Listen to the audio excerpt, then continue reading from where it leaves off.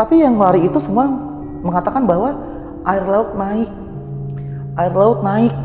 Tepatnya 26 Desember 2004 lalu, bencana tersebut menjadi yang terdahsyat yang pernah terjadi di Indonesia. Kencang juga gempanya. Allahu Akbar. Tetapi kita mengucap itu, duduk sebentar. Orang warga sana nggak tahu. Sampai mereka nanya, Pakone, gitu, kenapa nak, gitu. Saya bilang air laut naik, mereka nggak percaya. Di bawah dari ruko yang hancur itu ada jenazah 3. Dia bilang, belum tentu tahun depan saya begini lagi.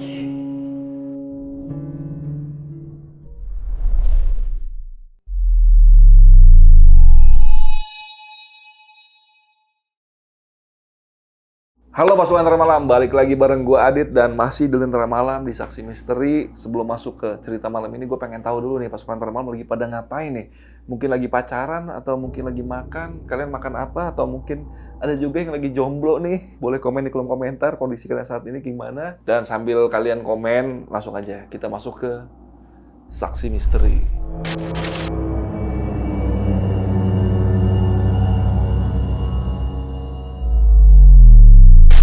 Bulan Desember di tahun 2004, Banda Aceh diterjang bencana alam yang sangat mengerikan.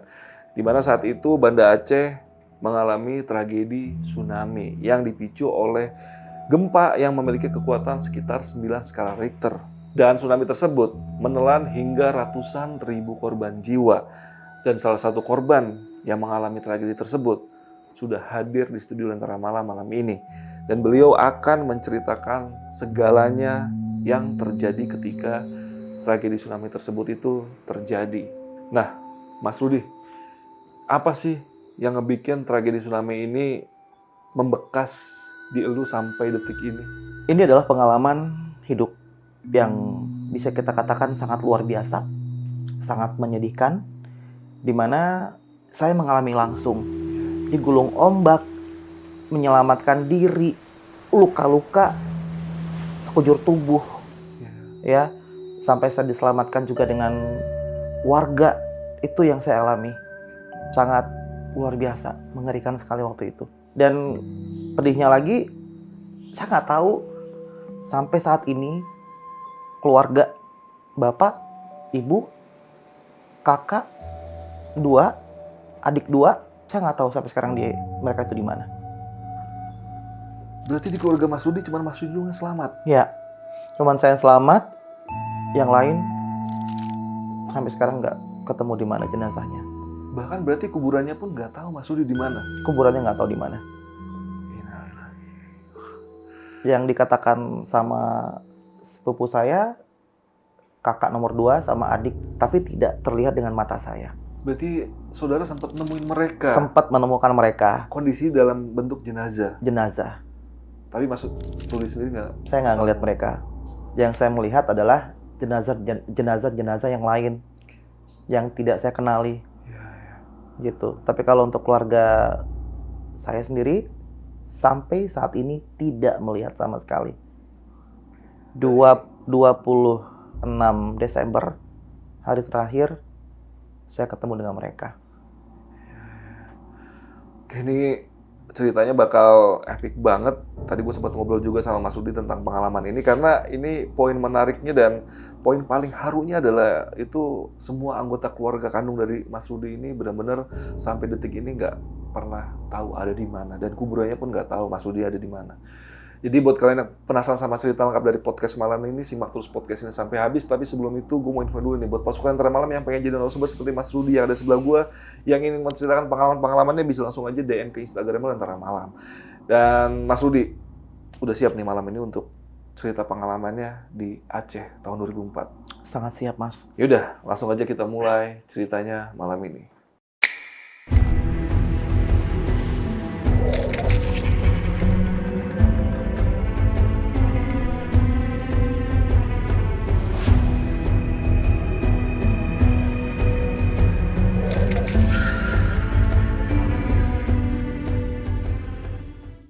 Tepatnya 26 Desember 2004 lalu, bencana tersebut menjadi yang terdahsyat yang pernah terjadi di Indonesia. Jadi itu kejadian yang sangat luar biasa ya, yang nggak pernah kita pikir itu akan terjadi di tanggal 26 Desember 2004 ya di Banda Aceh. Nah, itu kita waktu kejadian itu pukul 8 sih, itu kan gempa gitu. Nah, kita pada saat itu masih kumpul sama keluarga ya, baru kalau saya sih baru bangun tidur. Tapi kalau almarhum bapak itu kan biasanya dia kan keluar kayak ngopi gitu ya, sarapan di warung gitu loh. Nah, yang di rumah itu ada saya, terus kakak yang cewek, adik yang cewek, sama sepupu yang baru datang itu dari Medan sekitar 2-3 hari baru nyampe di Banda Aceh. Yang di luar rumah itu bapak, kakak yang nomor 2 yang cowok, sama adik yang nomor 5 yang cowok juga. Nah, itu kan biasa kalau abang itu bangun pagi langsung keluar dia ngumpul sama teman-temannya sambil sarapan pagi. Nah, kalau adik yang paling kecil itu beli sarapan nih. Ya, beli sarapan keluar. Nah, terus setelah dia keluar, nah itu jam 8 lewat, kalau saya nggak salah sih 8 lewat 5 deh. Itu masih ada Doraemon. Ya, masih musiknya baru main film Doraemon itu gempa. Gempanya pelan. Pertama pelan. Nah, pertama dia mengayun. Nah, setelah itu dia langsung ke bawah gempanya. Gitu loh. Saking kencang banget. Kencang banget. Dan kita tuh nggak bisa duduk, nggak bisa berdiri. Dan memang benar-benar harus duduk gitu loh. Nah, pada saat itu saya kan masih di atas nih, di lantai 2. Saya turun ke bawah. Nah, terus itu akuarium pada, apa sih namanya, pecah. Ikan-ikan pada berjatuhan semua. Lemari pada, lemari yang di rumah itu ada lemari satu jatuh. Terus juga kan zaman dulu itu 2004 itu kan ibu-ibu kan suka bunga kristal ya. Itu pada jatuh pecah. Ketika gempa kencang banget seperti itu, kita keluar semua gitu loh. Saya keluar, kakak yang nomor 1 keluar, adik yang nomor 4 yang cewek keluar, sama yang sepupu. Ya, kita keluar semua. Tapi ibu di dalam. Ya, di dalam rumah. Mungkin karena dia pusing, ya, mungkin bingung kok bisa ada gempa sekuat ini gitu loh, ya. Banda Aceh sering gempa, tapi tidak pernah gempa yang sekuat ini. Karena saya mungkin yang laki-laki satu-satunya pada saat kejadian, saya masuk ke dalam. Saya tarik ibu, saya seret ibu. Tapi dia megang tiang di dalam rumah, dia tahan. Mungkin karena dia pusing, gitu loh. Saya tetap tarik, saya seret sampai ke halaman rumah. Mau rumah roboh silakan. Yang penting tidak ada keluarga yang menjadi korban. Gitu. Kaki ibu luka-luka, tangannya luka. Itu luka karena saya seret. Setelah kita ngumpul di luar, itu gempa masih tetap kencang. Itu gempanya itu kurang lebih 10 menit. Kebayang dong ya, 10 menit kebayang banget. Kebayang banget 10 menit itu bukan waktu yang sebentar. Itu waktu cukup lama. Motor yang diparkir jatuh. Mobil almarhum bapak ya di rumah itu sempat nabrak tembok. Karena kan nggak sempat ditahan ya, gitu loh. Nah, akhirnya kita berkumpul di halaman rumah, itu kita pegang begini. Kita harus duduk, kita nggak bisa berdiri. Kita nggak bisa berdiri, kita nggak bisa jongkok. Kita harus duduk, megang kiri dan kanan. Begini goyangnya, saking kencangnya. Dan suara-suara gemuruh yang sangat luar biasa, kencang banget, gede banget. Suara kita masyarakat yang ya apa namanya, Allahu Akbar, mengucap itu ya gitu loh. Nah, setelah itu intensitasnya berhenti agak pelan lah untuk gempanya. Ya berhenti sebentar, gempa lagi, tapi intensitasnya agak lebih rendah gitu ya. Nah, setelah itu saya sempat ngobrol sama kakak yang paling tua, yang nomor 1 gitu loh.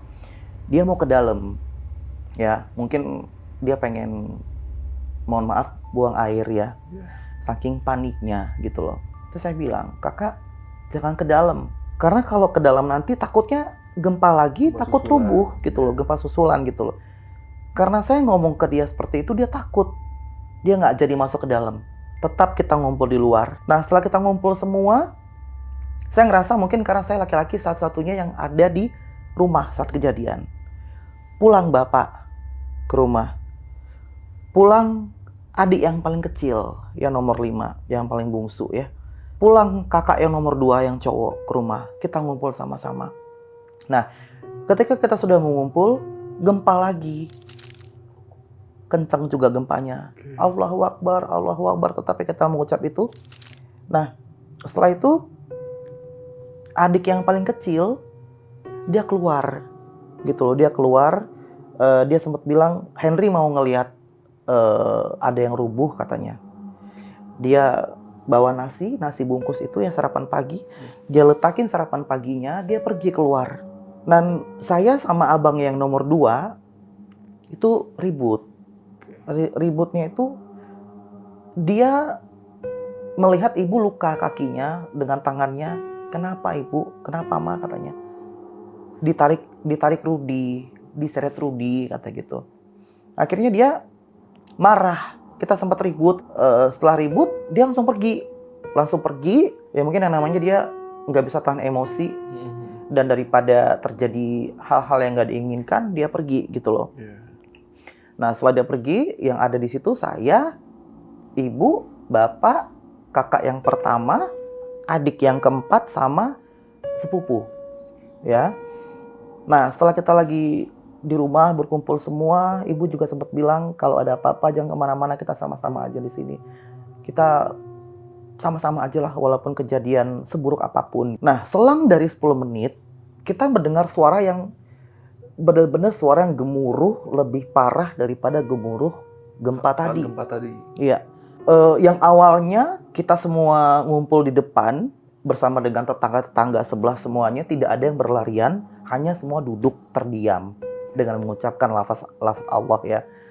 Ternyata orang pada berlarian setelah itu. Bunyi gemuruh yang gede banget itu, yang kencang banget. Orang berlarian, kita berpikir bahwa ini apa? Ini ada apa gitu loh. Sudah ada gempa, kok bisa banyak yang lari? Tapi yang lari itu semua mengatakan bahwa air laut naik. Air laut naik. Pada saat itu kan kita nggak tahu ya tsunami itu apa ya. Cuma hanya tahu air laut naik. Pada panik dong semuanya. Semuanya pada panik. Nah, terutama yang paling panik itu adalah ibu. Ya, ibu panik. Saya juga termasuk orang yang paling panik gitu ya. Saya juga panik. Tapi kita masih kayak nggak percaya ini apa gitu. Nggak mungkin air laut naik gitu loh. Karena belum pernah ngalamin. Karena kita belum pernah ngalamin sama sekali. Dan jujur, rumah saya ke sungai itu sekitar 100-an meter. Sungai terbesar di Aceh ya. Namanya Krung Aceh. Nah, tapi kalau ke muara itu sekitar 3 km dari rumah. Nah, kalau ke laut yang di belakang rumah saya itu kan jauh, sekitar 4-5 km gitu loh ya. Nah, akhirnya ibu bilang, ya udah kita naik ke lantai 2 aja gitu loh. Kenapa ibu mengatakan itu? Karena dia berpikir bahwa mungkin kalau memang air laut naik, sungai melimpah. Kalau sungai melimpah, kita masih bisa berlindung ke lantai 2. Nah, ternyata ketika saya naik ke lantai 2, tapi kalau untuk ibu, dia tetap di lantai 1, karena dia mungkin menyelamatkan kayak surat tanah, surat-surat berharga, ya, sama yang berharga lah seperti perhiasan atau surat tanah segala macam, sama ijazah-ijazah kan penting banget ya. Nah, saya yang pertama naik ke atas ke lantai 2. Ketika saya naik ke lantai 2, itu di jendela kan, di belakang rumah saya kan lautnya kan memang jauh ya, nggak kelihatan sih sebenarnya kalau nggak kejadian nggak kelihatan gitu. Ketika saya naik ke atas gitu ke lantai 2, saya ngelihat di belakang itu airnya itu hitam dan tinggi banget. Masya Allah, itu tinggi banget. Tinggi banget itu airnya, itu sepanjang itu semua sekeliling itu tuh air semua tuh. Jadi kayak ombak yang belum pecah. Ombak gitu. Yang lagi ngegulung itu gitu ya. Yang di bawah udah ngegulung nih. Ini masih yang di atas nih. Dia belum pecah gitu. Tapi yang di bawah itu kan dia masih ada yang gulung ya. Kencang banget, dan saking paniknya itu karena mungkin saya kan masih pakai baju kaos yang biasa, masih pakai celana pendek, mohon maaf. Nah, setelah itu saya sempat ganti baju, saya sempat ganti pakaian. Setelah saya ganti pakaian, saya pakai jeans, saya pakai kaos, langsung saya turun ke bawah dengan paniknya. Kala itu saya yang paling panik, karena saya ngelihat air langsung gitu di atas gitu loh. Saya bilang, ibu pergi, udah keluar, kita pergi sekarang juga kita lari segala macam. Tapi ibu masih kayak bingung, ya. Karena mungkin dia panik dari gempa, terus juga disuruh lari sama saya gitu ya. Jadi dia kayak panik gitu loh. Sempat dia megang tas satu, terus kita langsung kayak bapak bilang, yaudah keluar semua. Bapak langsung nyalakan mobil ya. Pada saat itu dia nyalakan mobil, semua kita masuk ke dalam mobil. Kakak yang paling tua duduk di paling belakang, sepupu saya yang cewek duduk paling belakang, abang sepupu saya ada juga tuh yang kerja sama almarhum bapak ya, dia duduk juga paling belakang. Yang di tengah, saya di tengah, adik saya yang cewek yang namanya Novi, sama tetangga sebelah. Kita bertiga di situ. Bapak yang nyetir, ibu di sebelah kiri duduknya. Nah, kita langsung jalan dengan suara yang buang, ledakan banyak. Suara ledakan itu. Posisi kita itu kan, rumah itu kan di pinggir jalan banget gitu ya, di pinggir jalan banget. Mobil langsung keluar, itu di jalan yang cukup lebar jalannya. Itu tidak ada space lagi buat mobil jalan. Macet banget. Itu macet banget, Masya Allah, macet banget. Itu orang berlarian semuanya. Kita nggak tahu itu orang mana yang lari di situ gitu loh. Yang saya lihat adalah anak-anak diinjak sama masyarakat pada saat itu ya, diinjak. Terus ada yang menyelamatkan diri di atas pohon. Terus ada yang nyelamatin diri di atas genteng, ya, di atas genteng rumah. Dan mobil saya itu kan lagi jalan tuh, mereka tuh langsung berdiri, langsung lompat ke mobil, saking paniknya. Mau numpang gitu, nebeng gitu. Mau numpang itu, mau nebeng di mobil itu, ya kan? Akhirnya mobil jalan pelan-pelan, sampai di perapatan, kita bingung mau kemana, gitu loh. Sangat bingung sekali. Dan kita tidak melihat lagi air, yang kita lihat itu adalah ke depan. Ya, kita lihat ke depan gitu loh. Kita tidak melihat ke kiri, tidak melihat ke kanan. Kita lihat ke depan saja. Nah, pas lurus jalannya sampai di perapatan kita bingung. Kalau kita ke kiri, kita ke jembatan. Jembatan itu kan kalau gempa kan dia takutnya ada yang retak ya. Jadi kita agak takut ke situ gitu loh. Kalau kita lurus, kita ke Masjid Baitur Rahman. Nah, Masjid Baitur Rahman itu dari rumah sekitar kurang lebih 500 meteran. Nggak terlalu jauh lah ya, deket ya. Nah, kalau kita ke kanan, itu kita ngejauhi sungai. Tapi kan ujung itu kan laut.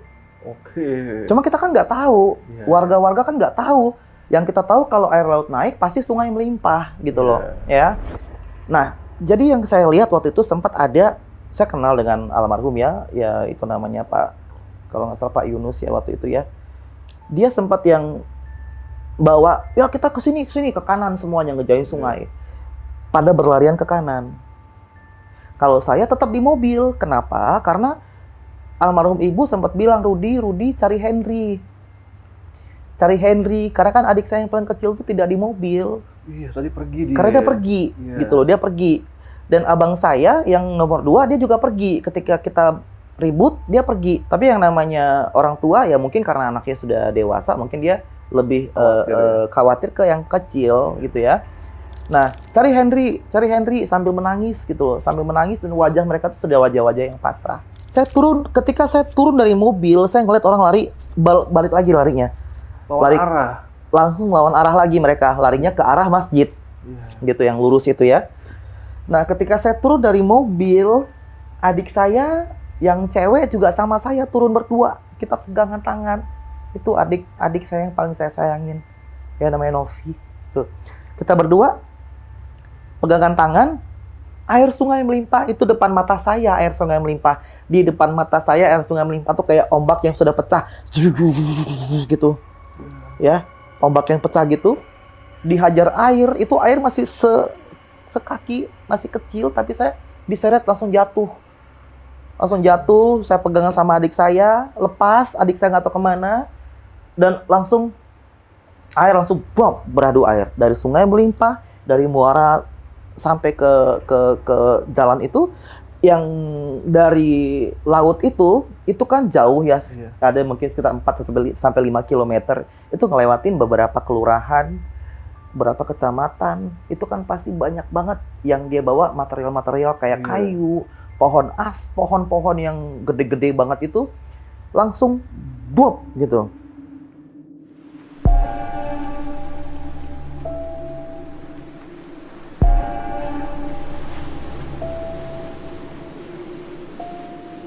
sudah tidak ada dengar suara-suara kiamat, air laut naik, nggak ada lagi. Yang saya dengar waktu itu di dalam air tuh cuman hanya gelembung, bluk, cuman itu yang saya dengar. Dan kita sebagai manusia kan pasti akan berusaha untuk menyelamatkan diri, ya, walaupun habis nyawa ya, meninggal, tetapi pasti yang namanya manusia akan terus kuat tenaga untuk menyelamatkan diri. Dan saya pribadi ketika kejadian itu udah begini tuh dalam air, udah keminum air, karena kan saya nggak bisa berenang sama sekali, saya nggak bisa berenang, tidak bisa berenang, dan tidak pernah ke kolam renang saya waktu itu, ya, bener-bener yang anak-anak rumahan, yang cuma hanya suka nongkrong sana sini sama teman-teman, tapi tidak suka dengan yang namanya berenang gitu loh. Dan pada saat itu pas saya begini terdengar air bluk, saya nggak tahu kenapa tuh ada cahaya. Itu demi Allah tuh nggak tahu saya cahaya apa. Karena yang saya tahu tuh saya udah hampir tidak sadar gitu loh. Nggak bisa berenang, tidak sadar. Tiba-tiba ada cahaya putih tuh yang mendekati, tiba-tiba saya ke atas. Tiba-tiba saya udah timbul ke atas dengan air yang 3 lapis. Ya, air 3 lapis itu lapis paling bawah dia tenang, yang paling bawah. Yang paling tengah dia tuh kayak di blender, diputar. Yang paling atas dia mendorong. Ya, itu tiga lapis tuh air. Ketika saya timbul di atas itu, alhamdulillahnya itu ada pertokoan di situ, di tempat mobil saya berhenti itu kan ada pertokoan sebelahnya. Saya nimbulnya di toko itu, di pertokoan itu. Jadi kan ada jendelanya tuh. Nah, saya begini doang di jendela. Saya megang begini doang, tapi kaki saya ketarik kesedot ke dalam pertokoan itu. Itu sekitar 5 meter ada tuh, ya. Kesedot ke dalam itu. Dan di depan saya itu ada pohon mangga itu banyak korban yang nyangkut di sana, berdarah semua. Dan mohon maaf, ada yang tidak menggunakan pakaian sehelai pun, ya, karena itu mungkin terbawa. Udah keseret kemana-mana ya. Jadi kelepas semuanya ya. Saya ngeliat ada sekitar 3 atau 4 orang di situ. Itu air masih tinggi banget dan masih mendorong. Dan saya masih nyangkut di situ. Nah, semua kayu-kayu, sampah-sampah kan dia numpuknya ke pinggir, gitu. Saya juga berpikir bahwa kalau saya tetap bertahan di jendela pertokoan itu, kalau semuanya itu numpuk ke pinggir, kalaupun airnya surut, saya akan kejepit, gitu loh.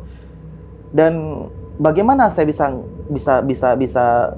apa namanya menjauhi jendela itu? Lewat kasur.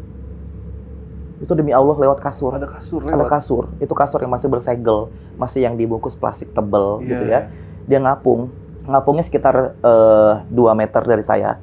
Tapi tidak, pokoknya di tengah-tengah dari saya, kasur, baru pohon mangga. Pohon mangga itu ya. Nah, pas ngapung, ini kan banyak kayu-kayu nih. Saya kan nggak bisa berenang. Takutnya kan ketika saya mau meraih itu kasur, takutnya kan kelelep gitu loh. Sedangkan air di bagian tengah masih kencang banget dan di atas masih mendorong. Saya ambil dari kayu yang lain. Kasurnya kan sudah mau mendekati tuh. Saya tap, baru saya pegang begini aja kasurnya. Saya pegang aja kasurnya. Dan di belakang kasur itu ada pohon, saya nggak tahu pohon apa, ada pohon A, pohon B, banyak puing-puing kayu. Saya cumanya, ya Allah, bismillah. Saya pegang, ke bawah sama kasur itu. Ke bawah sama kasur. Nah, sampai di jembatan, di sungai, dia belok begini. Mengikuti arus air. Karena kan kalau ke sungai kan dia pasti akan lurus ya. Akan menuju ke lurus gitu ya. Saya nggak tahu, tiba-tiba ke sungai. Itu yang saya benar-benar yang, Masya Allah, ya Allah, ini kok tiba-tiba ke sungai. Ya kan, kok tiba-tiba ke sungai. Saya berharap mungkin nyangkut di pertokoan atau gimana, tapi dia ke sungai langsung begini. Kan lebih dalam lagi. Dalam banget sungai terbesar di Aceh, Kurung Aceh itu. Saya bertahan di situ dan tangan saya juga udah nggak bisa gerak lagi. Ini sudah mati rasa semua. Bismillah aja ya, gitu. Terus yang kelihat itu di pohon-pohon banyak orang yang melantunkan Allahu Akbar gitu ya. Saya mendengar suara pengajian di masjid, tidak ada lagi kata-kata tolong itu nggak ada gitu loh ya. Cuma hanya saya mendengar tuh ya itu tadi ya. Terus saya pegang sampai di belakang saya juga ada ngikut juga. Saya nggak tahu itu mungkin apa, kayaknya mungkin ada kapal nelayan tapi kecil sih kayaknya. Itu ngikutin dari belakang gitu. Ngikutin, saya kan takutnya kebentur gitu ya, takutnya gitu loh. Pas di belakang saya sih, mungkin sekitar berapa meter ya. Nah, saya udah nggak tahan lagi kasur itu. Di sebelah saya tuh ada berapa meter tuh ada kulkas yang ngapung. Saya pengen ke kulkas itu gitu loh. Tapi saya nggak bisa ngambil, nggak bisa gitu, karena saya nggak bisa berenang gitu kan ya. Ya saya bertahan langsung lah. Saya bertahan ya, pokoknya sekuat tenaga saya lah saya bertahan ya, sampai sejauh mana gitu loh. Saya bertahan, dan mukjizat banget itu kapal itu tiba-tiba langsung tenggelam, hilang. Mungkin hilang itu tidak menabrak saya gitu loh. Ya kalau sempat dia mungkin masih di belakang, mungkin bisa ditabrak sama dia ya gitu loh. Nah, akhirnya saya tetap bertahan. Nah, sampailah di jembatan, namanya jembatan Pantai Pira. Jembatan itu tuh di depan Masjid Baitur Rahman, masjid yang besar itu ya, masjid yang megah di Aceh itu. Nah, di jembatan saya berhenti tuh.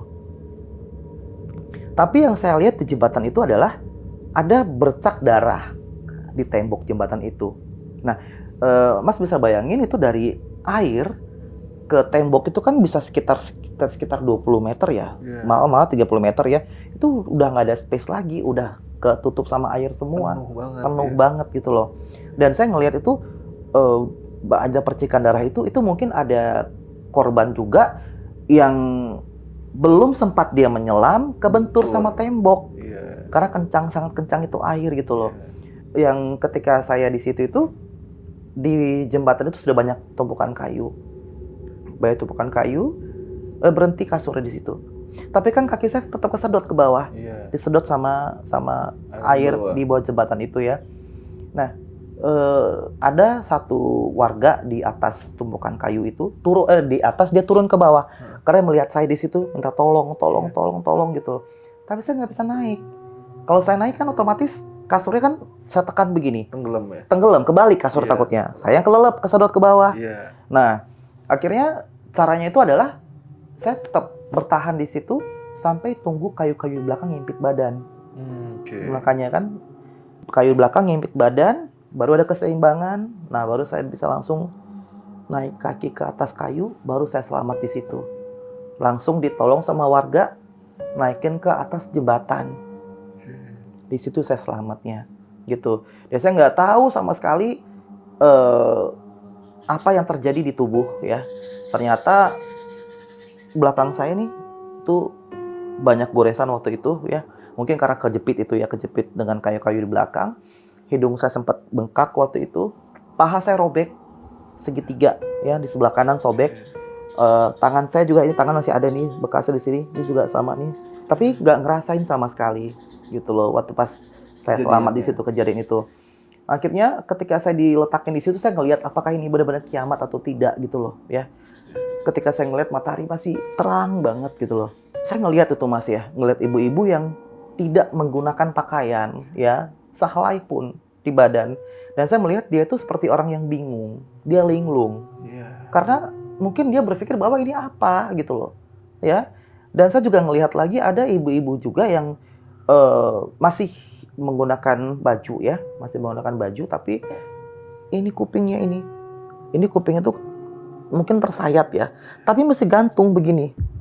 Ini lepas, ini bergantung. Saya ngelihat, wah ya Masya Allah, ini apa gitu loh. Saya ngeliat banyak sekali di jembatan itu orang yang selamat, yang tertidur, tapi darah di mana-mana. Saya jalan ke masjid ya, dekat masjid itu kan saya mau pulang ke rumah, mau ngelihat gimana sih gitu ya. Ternyata di stop, nggak boleh ke situ gitu loh, nggak boleh ke sana karena takutnya ada lagi air lautnya naik lagi susulannya ya gitu loh. Akhirnya udah saya balik ke jembatan, tiba-tiba ada mobil patroli, mobil polisi sedan gitu loh. Berarti ini udah surut nih kondisinya? Belum surut. Okay. Tapi saya sudah selamat di situ ya. Itu saya rasa mungkin itu air pertama sih, kan air ada dua kali ya naiknya ya. Okay. Saya masih air pertama selamat di situ. Nah, ketika saya di situ, polisi itu bilang udah naik. Saya naik di mobil itu. Ketika saya naik mobil itu tuh di sebelah saya itu ada ibu-ibu juga tuh, ibu yang tadi tuh, ya. Jadi kita tuh udah kayak sudah ngelihat hal semacam itu tuh udah biasa aja. Ketika ngelihat si ibu itu tidak berbusana sama sekali, itu udah biasa waktu itu ya kejadian. Kita nggak mikir apa-apa lagi, yang penting bagaimana kita bisa menyelamatkan diri gitu loh. Nah, mobil itu langsung ke rumah sakit terdekat dari jembatan itu, namanya rumah sakit Kesdam ya. Nah, di situ yang saya melihat bahwa Masya Allah, saya aja yang selamat tsunami itu masih, ibarat kata masih awal-awalnya nih, tapi udah banyak banget mayat di situ. Ya, mayat yang masih seger banget, masih yang seger banget gitu di halaman rumah sakit itu masih banyak banget itu disusun di situ. Sempat yang menangis di situ ya, sempat yang keluar air mata ngelihat kok, Masya Allah, ini kenapa? Ini apa? Kok bisa kayak gini? Yang kita berpikir bahwa kalau mungkin air laut mungkin banjir, pasti mungkin ya banyak yang selamat gitu. Kalau yang meninggal mungkin yang hilang gitu ya. Tapi ini kok Masya Allah kok bisa banyak banget jenazah yang diletakin, disusun berjejer sampai banyak banget. Dan saya ini masih luka kondisinya. Saya buka satu persatu, bukan keluarga saya. Saya buka lagi, bukan gitu loh. Saya kan sebagai seorang anak ya, yang seorang anak dan seorang kakak dan adik dari saudara saya kandung ya, saya pasti mencari mereka gitu loh ya. Saya buka satu-satu, nggak ada. Saya buka lagi, nggak ada juga gitu. Semua nggak ada. Saya nggak kenal semua di situ. Nggak ada yang kenal dengan jenazah di situ gitu loh. Akhirnya saya masuk ke dalam, karena kan saya sesak nafas waktu itu, keminum air gitu loh. Saya masuk ke dalam itu pada saat itu masih belum terlalu ramai banget gitu loh, masih agak sedikit sepi. Cuma kalau untuk jenazah sih udah lumayan banyak ya. Nah, akhirnya saya ke dalam, saya minta sama bantuan sama suster ya. Kak, saya haus, boleh minta air gitu. Si mbaknya bilang, "Oh, kita air udah habis," kata gitu. "Udah habis airnya. Ini aja minum, nggak apa-apa." Yang diberikan ke saya itu ada air infus. Saking udah habis air gitu ya. Dan ini kan memang bencana yang tidak pernah kita duga sama sekali gitu ya terjadi pada saat itu gitu loh. Akhirnya yang diberikan sama suster itu yang saya minum. Itu glukosa ya, glukosa itu yang saya minum. Ya, saya mau terima kasih juga sama susternya ya, semoga sehat-sehat selalu, karena dari situ tuh bisa kuat kembali kan, karena yang kita minum kan yang glukosa itu gitu loh. Nah, akhirnya ketika saya minum itu, saya pakai oksigen ya karena mungkin sesak nafas gitu ya. Lewat adik sepupu saya, namanya Yendri sama Noza sama Nona ya, bertiga sepupu saya. Kita deket banget sama mereka juga. Akhirnya saya cuma hanya bisa duduk begini, kalau mereka masih bisa berdiri. Ibarat kata walaupun mereka kena air, tapi mereka masih mencari keluarga mereka. Ketika dia ketemu dengan saya, ya pasti kan dia kayak lega ya, oh baru diselamat gitu ya. Tapi kita sempat pelukan di situ, sempat berpelukan. Ternyata orang bilang air laut naik. Semuanya berbencar. Yang adik saya yang namanya Nona, dia kan luka di sini ya. Dia juga hanyut waktu itu. Dia lari kemana, saya nggak tahu. Noza, dia lari kemana, saya nggak tahu. Yendri, dia lari kemana, saya nggak tahu. Saya yang kaki sobek kan, berasa banget sakitnya. Tempat yang pincang gitu ya. Saya harus menjauhi dari lokasi kejadian itu. Saya ke pertokoan, ada gedung waktu itu yang baru rampung sekitar 70% lah ya. Saya ke situ. Saya naik ke atas, turun lagi ke bawah. Gempa, orang bilang air laut naik, saya naik ke atas lagi, turun ke bawah lagi. Itu aja terus gitu loh.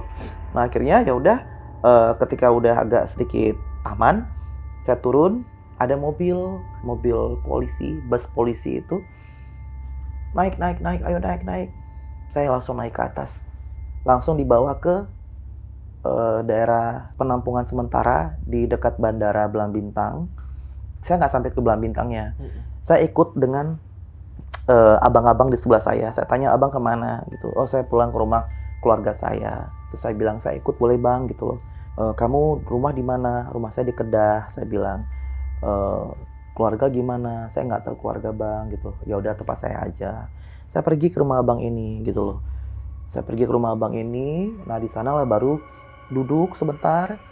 Orang warga sana nggak tahu.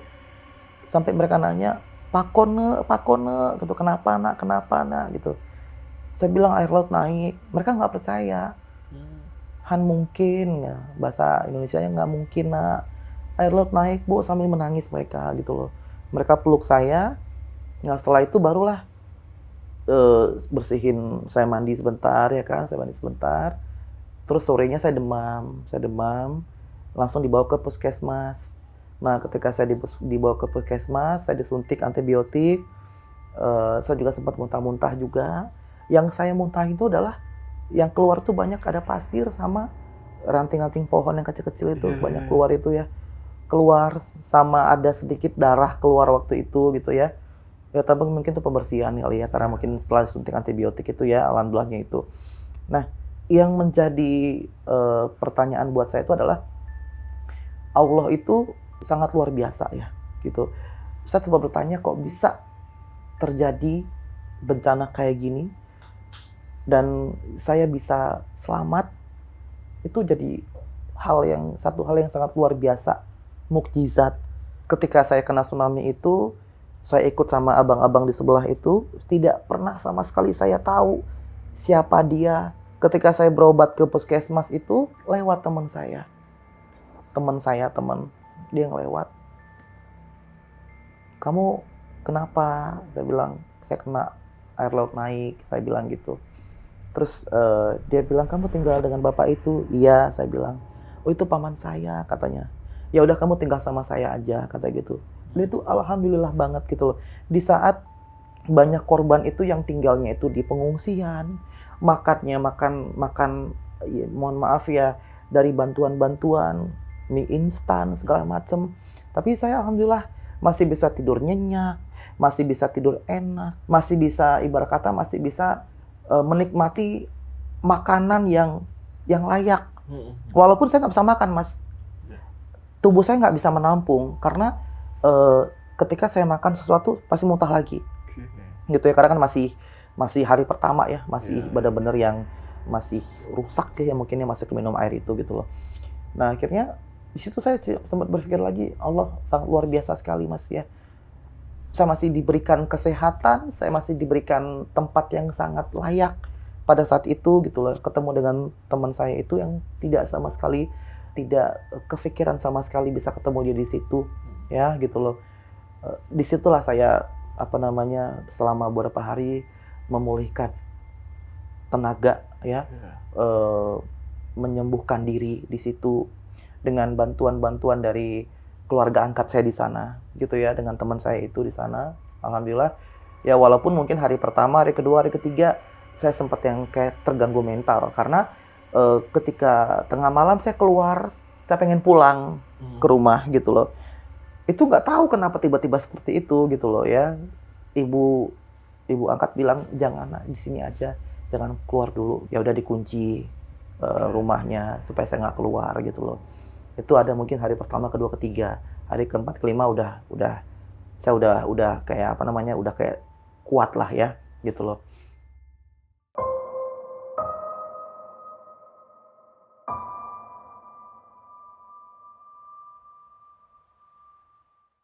Hari ke-6 saya sempat yang berangkat ke Medan gitu ya, dibantu juga sama bapak ya, bapak angkat saya itu. Dia sempat bilang, Rudi ini ada pesawat yang mau berangkat ke Medan, kamu punya keluarga di Medan? Punya pak, gitu. Saya bilang ya udah, akhirnya saya mendaftar diri ke posko untuk mendata keberangkatan ke Medan. Itu saya naik pesawat Hercules. Di situ keluarga udah benar-benar mereka kan ada beberapa keluarga yang turun ke sana ya. Mereka udah bilang, Rudi, keluarganya Pak Khairuman itu udah nggak ada yang selamat semua. Semuanya nggak ada selamat gitu loh. Ya, ada juga yang bilang ada anaknya satu yang selamat, yang saya lihat kata gitu. Yang mana katanya, yang suka nyanyi-nyanyi kata gitu, yang suka nyanyi kan itu saya gitu ya. Mungkin agak sedikit lega gitu ya. Tapi ya masih ngambang kan. Paman saya ke Aceh mencari-cari informasi, tidak ada informasi yang jelas gitu loh. Nah akhirnya ketika saya sampai di Medan, sepupu saya selamat, yang cewek, Yang tadi di rumah itu. yang baru berapa hari di rumah tuh selamat. Oke. Kita sama-sama di mobil dan dengar cerita dari orang tuanya, ketika kejadian itu diseret air dia tuh nempel di pohon mangga itu, Oke. pohon mangga dekat saya tuh, tapi dia di bawah. Oke. Kan itu kan dijepit ya Iya. ke tumpuk situ. Dia mungkin bagian paling depan, mungkin dia meluk itu, dia Iya. peluk terus sampai airnya surut. Baru dia pergi nyari pertolongan dan dia sama sekali nggak tahu mau pulang kemana, gitu loh.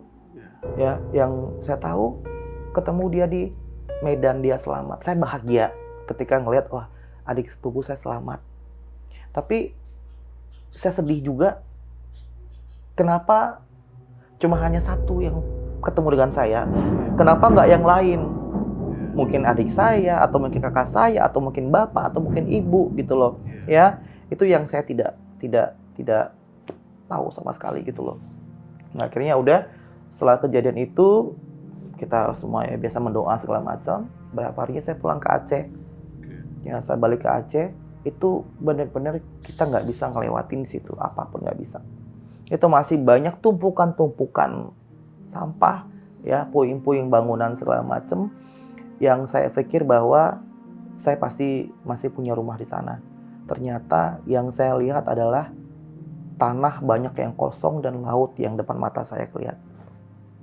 Itu mayat masih banyak banget mayat di sana. Mohon maaf, jenazah ya, masih banyak banget di sana. Kita itu ngelangkain satu jenazah ke jenazah yang lain. Masya Allah. Selang seminggu masih banyak jenazah yang... Banyak banget, tapi baunya luar biasa. Tapi hari pertama itu saya juga sempat udah lihat mayat ya. Sudah lihat banyak juga mayat di sana. Saya melihat juga itu sakratul maut itu kayak gimana itu saya ngelihat langsung. Saya ngelihat langsung tuh, saya nggak bisa ngebantu. Gimana saya mau ngebantu, sedangkan saya juga masih mencari keluarga saya. Gitu loh ya. Saya ngelihat mereka sakratul maut, tangan mereka ada yang minta tolong begini, tapi mereka kejepit. Saya bingung mau bantunya gimana gitu. Akhirnya saya balik lagi kan ke jembatan yang cerita di awal tadi ya, gitu loh. Nah, setelah itu selesai bla bla bla bla bla. Saya sempat juga melihat pemakaman jenazah juga ya. Pemakaman massal. Sebelum saya berangkat ke Medan, saya juga sempat ngelihat juga tuh ada tumpukan-tumpukan mayat juga yang dikebumikan juga gitu. Itu ngelihat yang tanpa kepala, tanpa kaki, tanpa lengan. Itu banyak jenazah yang tidak utuh, yang sudah menjadi bangkai gitu ya. Dan ya mohon maaf itu baunya luar biasa. Luar biasa. Tapi dari situ Mas ya, demi Allah dari situ saya belajar bahwa manusia itu tidak ada apa-apanya di mata Allah ya. Semua kita itu sama. Hari pertama saya masih bisa mengenali si A, si B masih menandakan wajahnya. Hari kedua masih bisa, masih kita tandain mereka. Hari ketiga, keempat, seterusnya semua wajahnya sama. Mohon maaf jadi bangkai. Bibir bengkak, mata bengkak, muka semua bengkak, badan semua bengkak, mirip semuanya. Nggak bisa dikenalin ya? Nggak bisa dikenalin. Semua sama, mukanya sama semuanya. Mirip semuanya, kulitnya sama, wajahnya sama. Yang membedakan itu adalah mungkin yang dewasa sama anak-anak aja sih. Sama mungkin kalau ada pakaian yang ya, masih sama dipakai pakaian ya? yang masih dipakai itu masih ya gitu. Itu masih yang bau banget gitu loh Mas ya. Dan itu benar-benar musibah yang saya nggak pernah bisa bayangkan ya. Kita keluarga yang cukup harmonis ya. Keluarga yang selalu tetap sama-sama. Sarapan pagi juga kita sama-sama gitu loh. Sarapan pagi sama-sama, kita makan malam sama-sama gitu loh. Kita memang keluarga tuh keluarga yang sangat harmonis sekali. Ya, bapak, ibu, kakak, semuanya sangat dekat banget gitu loh. Ketika kejadian saya yang selamat sendiri gitu ya. Itu benar-benar satu pukulan yang sangat kuat banget buat saya itu Mas ya. Bisa kehilangan keluarga itu semua gitu. Diambil semuanya gitu. Ya ketika saya masih membutuhkan perhatian dari orang tua, masih punya banyak mimpi untuk saya sendiri dan juga untuk mereka. Semuanya sirna. Dan yang mirisnya lagi itu ketika saya balik ke Aceh itu, sepupu saya bilang gitu loh, Novi meninggal. Adik saya yang cewek yang nomor 4 itu, saya kan dekat banget sama dia itu. Dia meninggal gitu loh. Katanya tergeletak di pinggir jalan. Paman saya yang nemuinnya. Sempat digendong ya. Sempat digendong katanya. Tapi bingung mau dibawa kemana. Karena kan paman saya juga harus mencari anaknya, istrinya gitu ya. Ya katanya sih paman saya minta tolong sama ya warga itu diletakkan di situ. Pas mereka itu balik lagi, adik saya yang namanya Yendri, yang sepupu itu ngelihat udah nggak ada lagi jenazahnya. Itu mungkin sudah dibawa sama orang yang mungkin ya dibawa ke mungkin disusun di jembatan. Karena jembatan itu tuh banyak banget jenazah. Di jembatannya dekat rumah saya, dekat mobil saya berhenti itu banyak sekali jenazah di situ disusun di situ. Mungkin termasuk adik saya gitu loh. Ya. Kabar yang baru lagi tuh abang saya nomor 2. Ya. Nomor 2 dia itu meninggal kejepit sama tembok penjara. Kan rumah saya kan di jantung kotanya, titik kota Banda Acehnya. Jadi penjara itu kan di pinggir jalan ya. Dekat kita berhenti juga ya. Itu tembok kan tinggi dan panjang. Di samping tembok itu kan ada tiang listrik. Nah, abang saya mungkin dia meluk tiang listrik itu. Mungkin dia menahan. Temboknya rubuh. Nah, di bawah tembok itu abang saya kejepit di situ. Dan saya yang sedih itu adalah saya sama abang saya itu dia pergi itu kita tuh nggak baikan. Ya, dalam kondisi lagi berantem. Dalam kondisi kita lagi berantem itu karena ya dia ngelihat dia nggak terima ibu diseret keluar gitu loh. Sedangkan saya kan maksud saya baik, jangan sampai ibu saya itu jadi korban kalau rumah itu rubuh gitu ya. Nah, akhirnya sedihnya tuh di situ. Saya sempat yang menangis gitu. Istilahnya kita dalam keadaan yang tidak baik, tapi dia pergi ninggalin selamanya gitu loh. Itu yang bikin saya masih ya meminta maaf ya sama beliau yang sudah meninggal di sana, yang nggak sempat saya minta maaf ke beliau ya, ke abang saya, tapi dia sudah meninggal. 2 itu yang ketemu, tapi ketemu dengan paman dan adik sepupu saya gitu ya. Tapi yang lain bapak hilang, ibu hilang, kakak yang nomor 1, Kak Vera namanya, dia hilang. Nomor 2, Bang Rinal, dia meninggal ya. Nomor 3 saya, nomor 4, Novi, dia meninggal. Dan nomor 5, Henry, yang kecil, dia hilang. Hilang nggak ketemu jenazah. Nggak ketemu, sampai sekarang jenazahnya di mana nggak ketemu. Gitu. Rumah kita rata, dan mobil yang pada saat itu kita bawa untuk menyelamatkan diri juga nggak tahu kemana. Nggak ketemu sama sekali. Jadi benar-benar hidup saya itu nol. Diawali dari nol lagi. Gitu loh. Dimulai dari nol lagi. Dan sendiri lagi. Oke, berarti sampai detik ini pun Mas Rudi nggak tahu, makam orang tua pun nggak tahu di mana? Nggak tahu. Makam mereka sampai sekarang tuh nggak tahu gitu loh. Apakah mereka itu dimasalkan atau mereka tuh sampai sekarang tuh masih hilang diseret ke laut? Saya nggak tahu sama sekali sampai sekarang gitu loh. Karena ada beberapa titik makam atau kuburan massal yang ada di Aceh. Karena saking banyaknya korban, jadi saking ada beberapa banyak, pemakaman massal itu ya. Iya, saking banyaknya korban. Jadi kita juga nggak tahu di mana mereka dimakamkan. Apakah mereka di sana atau mereka masih hilang, diseret ke laut, itu juga nggak tahu. Sampai sekarang tidak ada kabar dari mereka semua.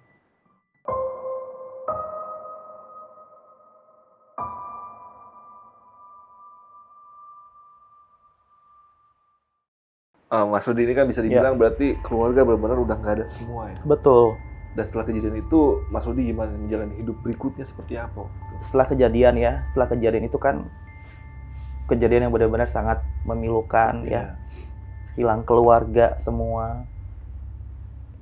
Hilang juga maksudnya pendidikan juga hancur ya waktu itu gitu loh. Itu recovery-nya juga sangat lama banget ya waktu itu ya. Traumanya. Kenapa? Iya, karena trauma. Betul, trauma juga pasti lama ya gitu ya. Dan waktu itu ada sekitar mungkin ada beberapa bulan setelah kejadian, kita kan sempat yang tinggal di tenda kan. Kita matokin tanahnya punya peninggalan orang tua, Oke. ya. Kita harus pasang tenda di sana supaya tidak diambil oleh orang lain gitu loh. Nah, itu di situ tuh saya sempat yang tinggal juga di tenda sama sepupu-sepupu saya juga di sana gitu ya. Karena kita kan warga asli sana gitu ya. Bapak kan warga asli Kedah ya. Nah, itu ya benar-benar yang kayak kita traumanya itu ada. Terus juga berharap keluarga-keluarga itu juga punya kabar mereka tuh selamat gitu loh. Dan ya itu tadi sih ada hal-hal yang memang di luar nalar sih ya. Misalnya kayak ya hal-hal yang mistik seperti itu juga terjadi pada saat itu gitu ya. Banyak jenazah-jenazah itu kan yang belum ditemukan gitu ya. Yang kita tidak tahu di mana jenazahnya, apakah mereka itu masih tertanam di lumpur atau mungkin mereka masih masuk di dalam selokan-selokan segala macam gitu ya. Tapi tidak seperti kejadian awal yang bau menyengat gitu dari jenazah-jenazah itu gitu ya. Nah, pernah kejadian waktu itu malam ya gitu. Memang sering sih ada beberapa kali kayak apakah itu mungkin suara dari bawaan angin itu kita nggak tahu ya gitu loh. Ada suara kayak orang nangis. Kita nggak tahu itu apa. Apakah mungkin dibawa dari angin? Karena kita kan tinggalnya itu memang semua rata ya. Cuma hanya tenda-tenda aja. Akan angin kan pasti banyak banget ya. Dan terdengar gitu loh. Nah waktu itu kita sempat yang mencari sumber dari suara itu gitu ya. Ternyata ada bangunan yang rubuh, yang rata gitu ya. Sepertinya sumber dari situ gitu. Dan di bawah dari ruko yang hancur itu ada jenazah 3. Kalau nggak salah itu 2 perempuan, 1 laki-laki. Itu sudah tengkorak berlapis kulit. Ya. Sudah tidak ada daging lagi karena kan sudah Saking lamanya di saking situ lamanya ya. Jadi Iya. kayak tengkorak masih berambut ya. ya. Dan dia masih pakai kalung. Gitu loh. Nah, yang namanya saya kan masih berharap ya, waktu itu masih berharap ya mudah-mudahan itu keluarga saya gitu. Ternyata Ya. mungkin bukan ya gitu loh. Tapi dari situlah misterinya gitu loh. Di situ saya juga percaya bahwa dunia mistik itu ada gitu ya, karena saya ngalamin juga di situ. Kena tsunami seperti apa yang kita tidak pernah berpikir, tidak akan pernah tahu kejadian seperti itu, ternyata mengalami. Yang kedua, mungkin dulu tidak pernah percaya dengan hal-hal mistik seperti itu. Pas setelah kejadian, saya ngalamin seperti itu, jadi percaya. Dan masih banyak lagi hal-hal yang memang berbau mistik seperti itu. Selain yang saya bilang tadi, suara yang membawa kita itu ke sumbernya. Iya. Di manakah dia berada? Ternyata benar dia di bawah itu. Ada Kayak jenazah. mengisyaratkan bahwa masih ada jenazah kami loh di sini. Itu benar-benar terjadi. Gitu. Itu yang saya alamin dan saya ngelihat dengan mata kepala saya langsung jenazah tersebut. Itu benar-benar yang kayak ya saya bilang tadi tengkorak masih berlapis kulit. Iya. Gitu. Masih berambut. Iya. Seperti itu. Tapi tidak bau. Iya, Tidak karena bau yang menyengat lagi. kalau udah lama mungkin. Sudah lama ya gitu. Dan masih banyak juga kan ditemukan mayat-mayat yang lain. Di rumah saya contohnya masih ketemu juga dengan mayat di dalam sumur. Dalam Masih sumur ada. jenazah masuk situ. Ada gitu. Gitu. Oke. Di sebelah rumah saya sumur tetangga itu ada jenazah 1. Itu total korban berapa sih kira-kira waktu itu pas tsunami Aceh? Total korban itu ya kalau saya lihat sih yang di berita-berita ya sekitar 200 ribuan lebih sih. Itu 200.000 3 kali stadion JIS penuh tuh. Yes. Iya. JIS itu penuhnya aja tuh udah bener-bener nyesek banget ya, rame Iya. banget. Iya. Nah ini kalau dikumpulkan itu ya itu dia sangat banyak sekali gitu ya. Dan saya termasuk salah satu korbannya. Iya, yang selamat Korban yang ya. digulung-gulung ombak, yang benar-benar menyelamatkan diri, yang tidak bisa berenang sama sekali, Tapi mukjizat Allah ya, kita nggak pernah tahu gitu loh. Ada aja yang menolong, walaupun mungkin bukan kita manusia yang menolong, tapi kita nggak pernah tahu ada siapa di luar sana yang menolong. Seperti itu. Secara nggak langsung ya ditolong. Secara nggak langsung, saya bilang tadi yang ada cahaya putih yang mengangkat saya ke atas. Saya nggak Tiba-tiba tahu ada siapa. kasur. Tiba-tiba ada lewat kasur juga, kasur yang masih bersegel, plastik masih segel, masih ada ngambang masih jadinya, ngambang kan? jadinya gitu. Dan dia di sungai itu tidak keisi air sehingga dia tenggelam, tapi ini tidak, sampai saya selamat di atas jembatan, kasur itu baru tenggelam ke bawah. Masya Allah, itu luar biasa banget. Dan akhirnya kan lu harus nempatin tenda yang ada di tanah lu sendiri nih, Mas. Iya. Itu berapa lama waktu lu tinggal di situ, di tenda? Tinggal sih sebenarnya sih nggak terlalu lama banget ya. Karena kan kalau untuk tenda di rumah saya itu tidak terlalu lama tinggal di situ, karena kan tempat saya itu kan di pinggir jalan rumahnya dan tidak banyak yang tinggal di situ, yang masang tenda. Saya lebih banyak itu tidurnya itu di tenda sepupu, karena kan mereka tuh padat di situ ya. Nah, saya di situ gitu. Gak mungkin sendiri. Nggak mungkin sendiri ya, agak serem juga kan, serem banget sih. Memang banyak kejadian yang aneh-aneh sih sebenarnya kan. Nah, setelah itu barulah ada bantuan ya. Sebelum kita dibantu untuk rumah bantuan ya dari BRR waktu itu, kita dikasih bantuan rumah shelter. Ya, rumah shelter. Dibangunin berarti? Dibangunin di situ. Jadi ada papan ya. Tapi untuk tiang segala macamnya besi waktu itu ya, dapat rumah shelter di situ. Nah, baru saya tinggal di situ. Itu berapa bulan kejadian ya, saya juga lupa sih, 3 bulan apa 5 bulan kejadian sih kita dapat rumah shelter itu. Nah, saya tinggal di situ. Tapi ya itu tadi ya, mungkin karena masih kita warga asli yang tinggal di situ, dan yang selamat itu cuman hanya berapa orang doang nih, bisa dihitung nih yang selamat waktu itu gitu. Jadi tidak ada warga-warga lain, jadi kita harus menerima keadaan pada saat itu. Tinggal di shelter, mengalami hal-hal yang mistik, itu udah biasa.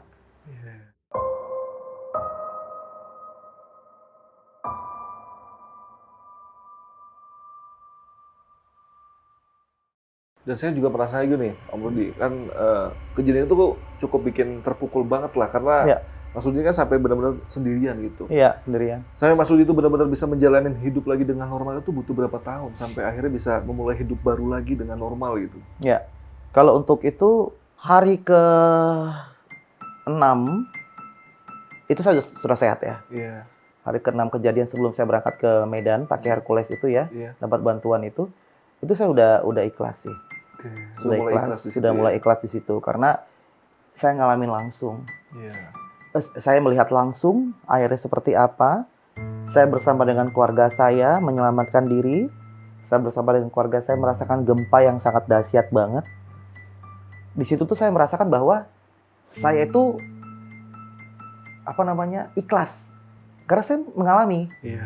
Kecuali kalau saya tidak mengalami itu, mungkin saya akan ya stres atau mungkin pasti akan sedikit banyaklah terganggu untuk mentalnya. Contoh, misalnya nih, kalau saya sekolah di luar misalnya, ketika tiba-tiba tsunami, keluarga saya hilang, saya balik ke Aceh, keluarga saya nggak ada, nyesek banget berarti ya. Kalau saya kan karena ngalaminnya, kita panik sama-sama, kita melarikan diri sama-sama, survive sama-sama. Itulah yang membuat saya tuh ikhlas, tetapi tetap mencari mereka. Tetap ada harapan-harapan sedikit tetap lah ya. Ada harapan yang sangat besar waktu itu ya. Harapan saya untuk bisa ketemu dengan mereka. Saya ke pengungsian A, ke pengungsian B, ke pengungsian C, saya cari apakah mungkin ada adik saya atau mungkin ada ibu saya. Tapi perjuangan yang saya lakukan waktu itu tidak membuahkan hasil. Gitu.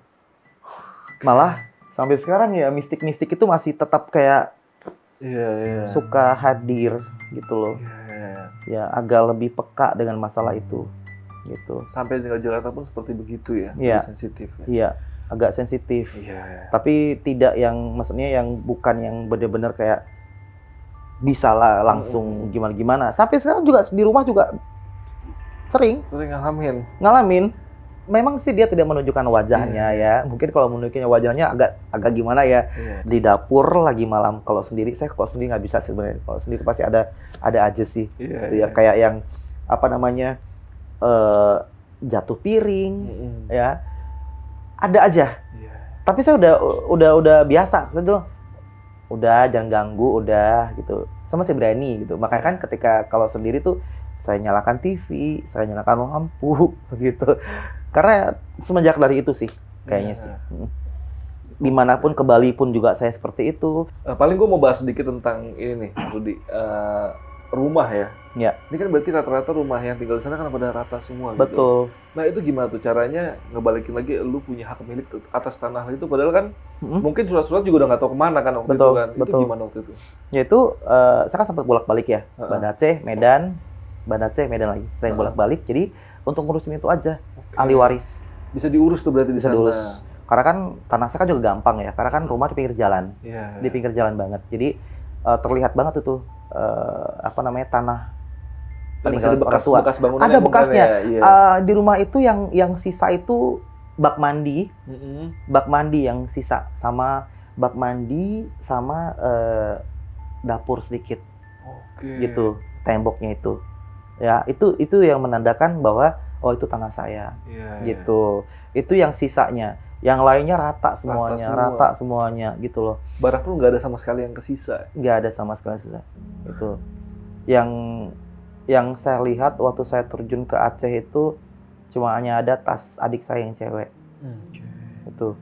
Saking sayangnya sama dia, saya nggak bisa berkata-kata sih. Cuma hanya bisa nangis kencang-kencangnya waktu itu. Karena sayang banget sama keluarga. Tapi dengan adik saya yang cewek ini, Novi, sayang banget karena kita itu memang deket banget. Dari kecil sama-sama, dari sekolah saya antarin sekolah. Jadi deket banget. Dan terpisahnya juga itu detik-detik terakhir sebelum air itu nyambar ya. Karena kan sempat keluar dari mobil tuh berdua Iya, tuh. kita sempat keluar dari mobil, sempat pegangan tangan, terpisah di situ. Sempat pisah di situ. Saya kuat banget pegang dia waktu itu. Sempat kuat banget dan kita keseret bareng. Dan satu hal yang paling saya sedih itu adalah ketika mendata nama korban, saya menulis namanya. Itu nggak kuat. Satu hal yang memang sangat bikin terpukul banget ya. Kita waktu itu tuh bertubi-tubi sih bencana ya. Ibarat kata itu sudah jatuh ketimpa tangga. Kena gempa langsung datang tsunami. Gitu. Dan yang saya bilang tadi, kita kumpul-kumpul bersama gitu loh. Dan sejak mata semua diambil. Dan tinggal sendiri. Tinggal sendiri, dan memang ada banyak sih memang kayak tanda-tanda ketika seseorang yang kita cintai itu mau pergi. Tanda-tandanya? Ada. Waktu itu apa yang dijelaskan sama Mas Rudi? Iya, tanda-tanda itu nih, contohnya itu kayak beberapa hari sebelum kejadian berarti nih? Iya, jadi kayak almarhum ibu ya, kan dia nggak suka foto. Oke. Nggak suka kayak foto-foto gitu. Foto bareng-bareng gitu males. Jarang gitu, banget gitu ya, jarang banget ya. Cuma waktu sebelum kejadian, ada 1 bulan sebelum kejadian itu dia ke Padang ya, ada pesta di sana. Itu foto-foto terus, gitu. Itu kalau ibu gitu ya. Hal-hal yang nggak dia sukai tiba-tiba dia sukai. Kalau adik yang cowok yang paling kecil, Henry namanya, kita juga deket ya. Saya sempat tanya, dia kan mau sunat. Ya, mau sunat. Nah, kelas 6 SD ya waktu itu. Dia mau sunat, saya bilang, ya nggak lama lagi sunat ya, saya bilang gitu. Katanya mau buat keyboard ya, kan dia senang musik ya. Dia sunat itu ada pesta, ada acara-acara gitu ya. Bapak juga udah setuju akan buat acara ketika nanti dia sunat gitu, karena kan anak yang paling kecil ya. Ternyata ketika sebelum kejadian itu mungkin ada seminggu sebelum kejadian, saya tanya gitu, mau sunat nggak lama lagi kan, saya bilang. Dia bilang enggak. Hen pengen mati katanya. Itu benar-benar keluar terucap dari mulutnya. Dari mulut dia. Itu terucap dari mulut seorang anak yang memang masih polos ya, masih kelas 6 SD, yang dia masih polos-polosnya, masih kecil gitu. Ketika saya tanya, karena kan saya yang paling dekat sama semua, saya juga ya ibarat kata orang yang di keluarga yang paling cerewet ya gitu loh. Saya tanya ke dia, itu yang buat sampai sekarang tuh ingat banget di saya. Itu demi Allah saya nggak, ya itu yang saya ingat banget. Hen nanti mau sunat kan? Enggak ah, Hen pengen mati katanya. Itu yang sekarang saya sangat masih ingat banget. Saya sempat bilang gini, nggak boleh ngomong kayak gitu, saya bilang. Mati itu belum enak, saya bilang gitu. Nggak boleh ngomong gitu. Oh ya, Hen salah katanya. Kalau untuk adik saya yang paling kecil gitu loh. Kalau abang saya yang nomor 2 yang dia sempat bilang, nggak tahu kenapa tiba-tiba pas kejadian kan habis lebaran Idul Fitri ya. Dia sholatnya rajin banget. Nggak pernah tinggal. Bahkan tarawih pun nggak pernah tinggal. Ya. Dia bilang, belum tentu tahun depan bisa kayak gini lagi. Benar, itu terucap dari mulutnya. Ya. Dia sosok abang yang memang jarang banget, kita jarang bercanda ya. Nggak terlalu dekat gitu mungkin ya. Iya, mungkin sering ribut ya. Iya. Gitu. Jarang lah ngomong, jarang apa. Tapi terucap dari mulut dia itu, kok biasanya nggak pernah ngomong kayak gitu. Biasanya yang ya sholat biasalah ya, anak muda kan bolong-bolong. Tapi tahun itu tuh enggak, dia rajin sekali sholatnya. Malah ya saya bilang tarawih pun aja tuh yang orang kadang-kadang malas-malesan, dia rajin. Karena dia bilang belum tentu tahun depan bisa tarawih lagi. Itu yang saya ingat sampai sekarang. Ya kalau bapak sih memang dia orangnya yang ceria ya. Saya mungkin sama kayak bapak, deket banget, deket sekali gitu loh. Ya itu tadi sih, dia happy sekali ketemu dengan keluarga dia. Karena sebelum kejadian dia sering banget pergi ketemu dengan keluarganya. Dia sangat sayang banget dengan keluarga, sangat sayang banget. Nah saya bilang keluarga saya sangat harmonis sekali, keluarga yang sangat bahagia, yang tidak pernah membuat kami sebagai anak itu kecewa, sedih, nggak pernah. Karena bapak sama ibu tuh, mereka tuh luar biasa. Bapak yang nggak bisa jauh dari ibu yang juga nggak bisa jauh dari bapak. Ya, saya bilang kalau mungkin ibu selamat, mungkin ibu bisa menemani anak yang saya misalnya. Tapi kalau bapak selamat, saya yakin nggak bakal bisa dia. Nggak bakal bisa. Karena ibu pergi aja pasti disusul gitu, saking benar-benar cintanya saya bilang. Makanya saya ikhlasnya di situ. Ikhlas saya itu adalah mereka sudah hidup bahagia di sana, bapak sama ibu mereka sudah sangat bahagia di sana, dan kakak adik semua mereka ngumpul di sana. Tinggal saya di sini yang tugasnya mendoakan mereka gitu loh. Dan kita coba sama-sama mendoakan semoga keluarga dari Mas Rudi ini diterima di sisinya di tempat yang terbaik. Dan semoga Mas Rudi juga menjalani hidup ini dengan tabah, sabar, ikhlas, dan kedepannya terus bisa makin sukses lah. Amin. Walaupun cuma sendiri di sini. Amin. Dan saya juga di sini, hidup saya juga sekarang ini bagaimana bisa bermanfaat bagi orang lain.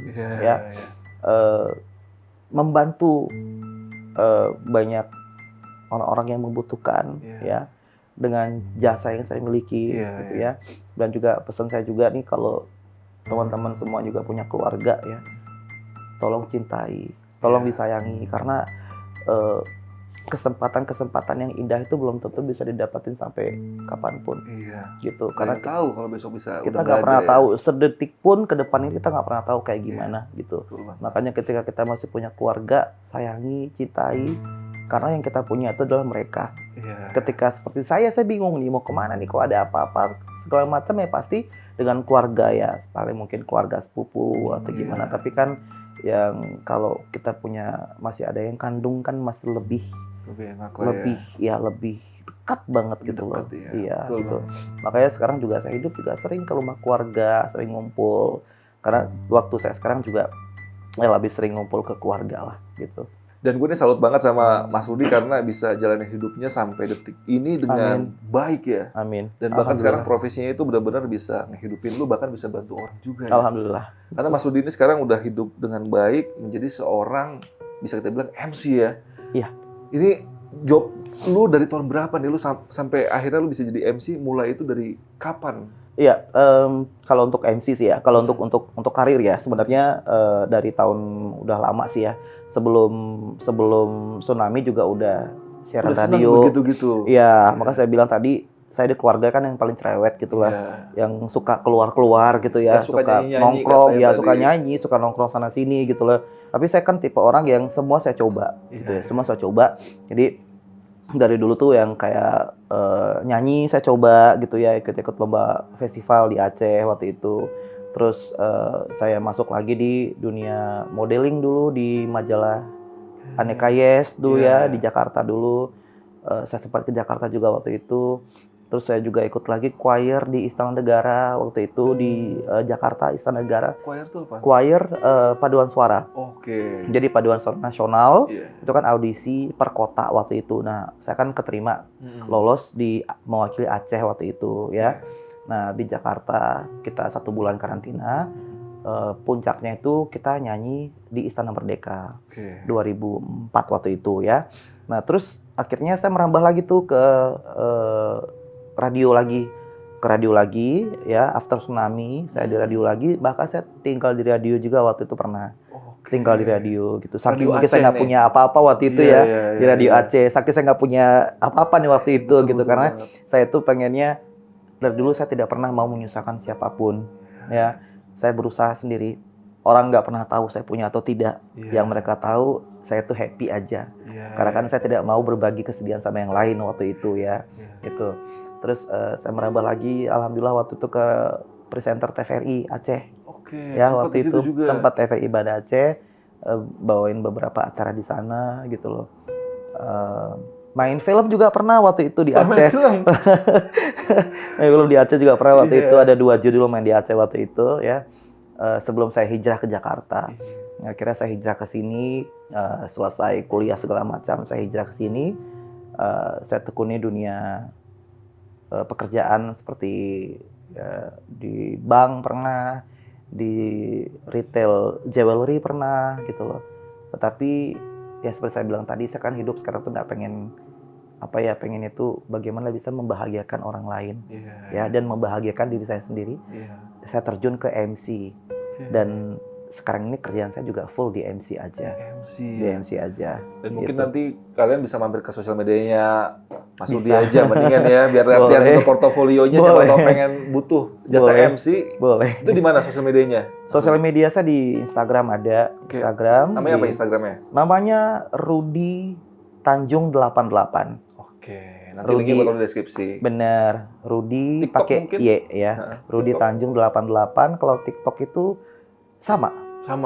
Namanya sama ya? Sama sih, gitu loh. Jadi nanti mungkin kalau kalian butuh jasa dari Mas Rudi bisa langsung aja ke Instagramnya, dan mungkin nanti misalnya kalian pakai jasa Mas Rudi bisa tanya-tanya lagi tentang cerita ini, mungkin minta ceritain ulang lagi sama Mas Rudi kisahnya ini, karena ini benar-benar lu yang ngalamin langsung ya Mas ya? Betul sekali, saya ngalamin langsung, saya terkena air, saya luka-luka juga.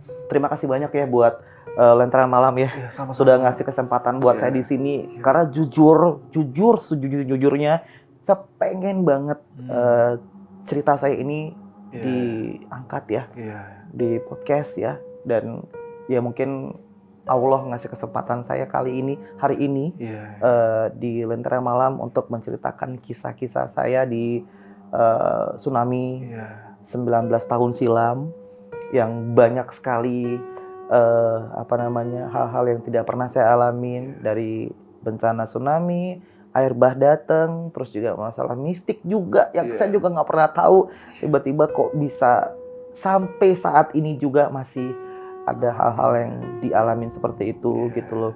Tapi ya semua itu mungkin sudah itu adalah satu hal yang baru Iya. yang saya alamin. Ya sekarang sih jalanin aja sih. Dan gue salut banget sih sama lu sih Mas Rudi, karena bisa bangkit dan jadi lu yang seperti ini Harus, walaupun Mas.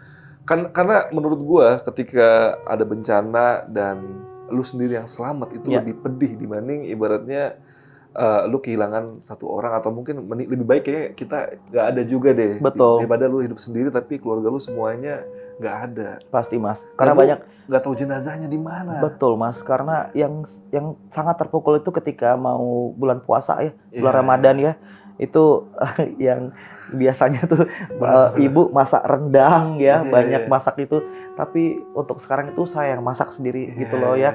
ya. Yang walaupun orang mungkin nggak tahu ngelihat, wah si Rudi nih happy terus nih orangnya nih. Iya, iya. Mereka nggak tahu sedih saya gitu. Iya. Maka saya bilang tadi, saya sedih itu tidak mau berbagi ke yang lain. Kadang saya lagi Iya. masak, saya menangis. Iya, Kadang iya, saya iya. lagi sepi di rumah, saya menangis. Saya menangis buat apa? Karena saya kangen mereka gitu Iya, loh. iya. Ya, saya nggak munafik. Saya juga orang yang sangat ya sedih juga kan ya Mas Iya. ya.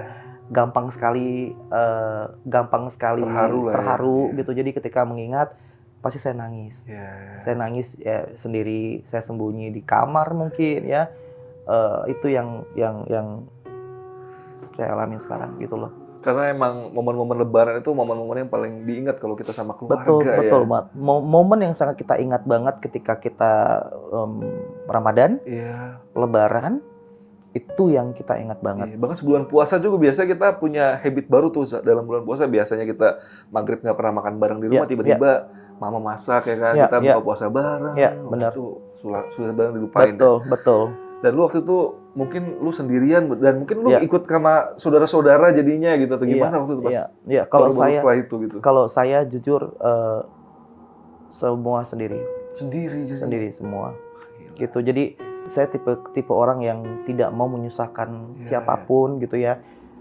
Mohon maaf buat keluarga semua di sana Mhm. karena saya sangat sayang mereka, Iya. saya sangat cinta mereka, tapi saya nggak mau menyusahkan mereka Iya, gitu loh ya. Makanya saya dari setelah kejadian saya kerja di hotel, Apa Ya, yang dikerjain saya ya? kerja di hotel buat Mama Popi, makasih banyak. Saya kerja di hotel, terus juga saya ikut-ikut MC waktu itu ya. Kan lumayan juga ya ada pemasukan. Iya. Saya ikut ilmu yang saya dapatkan di choir Istana Negara saya bawa ke Banda Aceh waktu itu. Iya. Saya ikut choir. Jadi kalau misalnya ada event-event di sana kita diundang. Kayak lumayan juga ada untuk jajan gitu ya. Dan ada beasiswa yang saya ajukan. Alhamdulillah ada yang saya dapatkan Ada yang juga. dapat, ya. Jadi saya simpan supaya saya tidak mau menyusahkan keluarga gitu. Iya. Sampai saat ini alhamdulillah apapun yang saya lakukan biar saya yang membahagiakan keluarga. Iya. Gitu loh. Saya menunjukkan bahwa saya adalah anak yang kuat. Saya adalah anak yang selalu ceria dan bisa membahagiakan. Iya. Gitu. Amin. Gitu. Oke, makasih banget nih Mas Rudi udah Sama-sama Mas. share pengalamannya di Lentera Yes. Malam dan ini cukup inspiratif juga sih buat gue Ya. karena benar-benar kehidupan yang lu jalani pasti berat, nggak semudah yang kita bayangkan lah. Betul Mas. Dan sekali lagi makasih banget dan buat personal Lentera Malam yang pengen kenal lebih dekat juga mungkin sama Mas Rudi bisa mampir ke sosial medianya, Instagram nanti gue taruh di deskripsi dan gue rasa cukup podcast malam ini ya Mas Rudi ya. Thank you banget Mas. Thank you banget ya sama-sama Mas. Ya. Ya udah, paling podcast malam ini sampai sini aja. Gua Adit dari Lentera Malam dan Mas Rudi izin pamit. Ya. Bye.